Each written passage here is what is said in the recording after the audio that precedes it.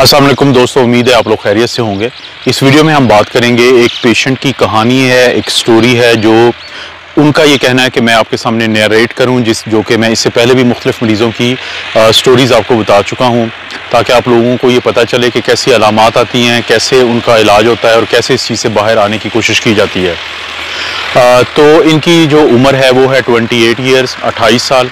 और ये एक मर्द हैं, एक जवान शख्स हैं जिनको बुनियादी तौर पे जो अलामात शुरू हुई हैं, इनको बुखार खांसी ऐसा कुछ नहीं हुआ।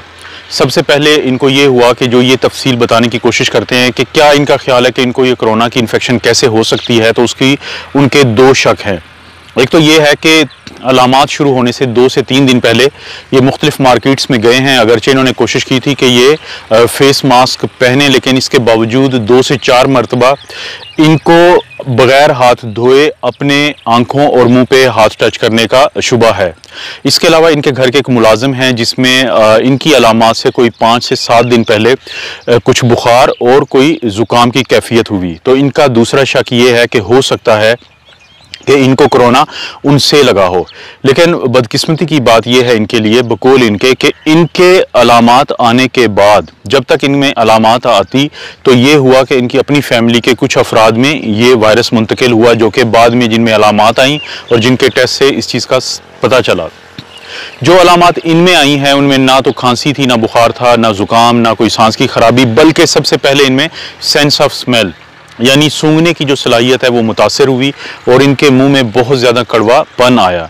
लेकिन उसके 2 दिन के बाद इनको बुखार शुरू हुआ और वो बुखार 101, 102 के दरमियान रहा। तीसरे दिन पे जब इन्होंने अपने डॉक्टर से बात की तो डॉक्टर का ये कहना था कि क्योंकि आपको सांस की खराबी या खांसी ज़्यादा नहीं है, तो इस चीज़ के अमकानात कम हैं कि ये जो loss of sense of smell यानी सूंघने की सलाहियत जाना और बुखार का होना, और साथ इनको बहुत ज़्यादा जिस्म में दर्द शुरू हो चुका था। तो उनका ख्याल था कि आपको PCR अभी करवाने की ज़रूरत नहीं है, क्योंकि हो सकता है ये कोई और वायरल इन्फेक्शन हो। लेकिन साथ ही उन्होंने एक अच्छा काम ये किया कि इनको पैरासीटामोल के साथ साथ यानी पैनाडोल के साथ साथ इनको अजिथ्रोमाइसिन 250 मिलीग्राम सुबह शाम खाने के 1 घंटे बाद तजवीज़ कर दी 5 दिन के लिए। लेकिन अब हुआ ये कि अगरचे अगले जो 2 दिन थे यानी तीसरे दिन से लेके 5वें दिन तक इनको बुखार बहुत ज़्यादा रहा, 102 से 103, और साथ ही इनके जिस्म में इस हद तक दर्द था कि इनको उठ के वॉशरूम जाने में भी बहुत ज़्यादा प्रॉब्लम हो रहा था, बहुत ज़्यादा तकलीफ़ हो रही थी और इनसे चला नहीं जा रहा था। और इसके साथ साथ इनका दिमाग इस हद तक माउफ हो जाता था कि इनको समझ नहीं आती थी और चीज़ों को कॉन्सनट्रेट करने या फोकस करने में इनको काफ़ी ज़्यादा प्रॉब्लम हो रहा था। जब इनको उसके बाद 5वें से 6ठे दिन पे जाके खांसी भी शुरू हुई और ख़ास तौर पे चलते फिरते हुए इनको सांस की तकलीफ़ शुरू हुई, तो ये वो वक्त था जब टेलीफोनिकली इन्होंने अपने डॉक्टर से रब्ता किया। तो उन्होंने इनको तजवीज़ किया कि वो अब PCR टेस्ट करवाएं। इन्होंने PCR टेस्ट दिया अपना नेज़ोफेरेंजियल स्वाबिंग के ज़रिए और वो PCR टेस्ट 48 आवर्स के बाद फिर पॉजिटिव आया। अब 7वें दिन से लेके 9वें दिन के दरमियान इनका बुखार ख़त्म होना शुरू हुआ, इनकी खांसी और कम होना शुरू हुई। अगरचे ही इनका वेट लूज़ हुआ था 3 से 5 किलोग्राम के दरमियान, लेकिन इसके बावजूद इनकी कमज़ोरी किसी हद तक बेहतरी की तरफ गई। लेकिन जो चीज़ अभी इनकी बरकरार रही वो था इनका loss of sense of smell और कमज़ोरी का किसी हद तक होना। इन्होंने साथ साथ विटामिन D लिया, इन्होंने साथ साथ जो जिंक की टैबलेट थी वो ली सर्बिक्स जी के नाम से। इसके अलावा बहुत ज़्यादा पानी लिया, बहुत ज़्यादा जूसेस लिए।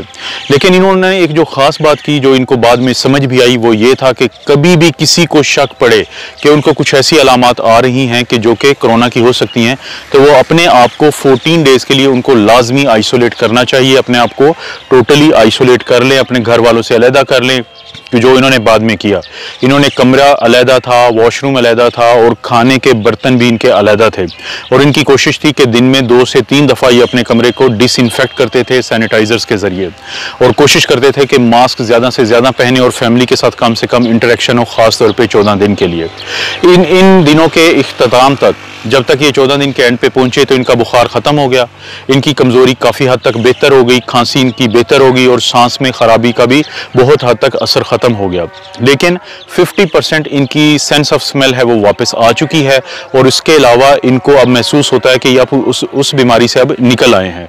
लेकिन जो इनसे गलती हुई वो ये थी बकौल इनके कि जैसे ही उनको सेंस ऑफ स्मेल का प्रॉब्लम हुआ था, उनको चाहिए, उनका ये ख्याल है कि खुद को उनको 14 डेज़ के लिए आइसोलेट कर लेना चाहिए था।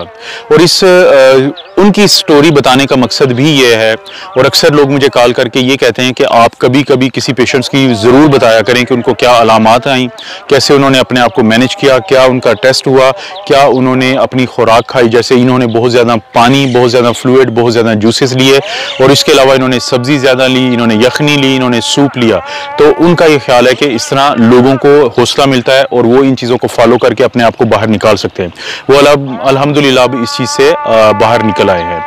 उम्मीद है आपको किसी हद तक कोई 1 to 5% पता चला होगा कि कैसे खुद को मैनेज करना है।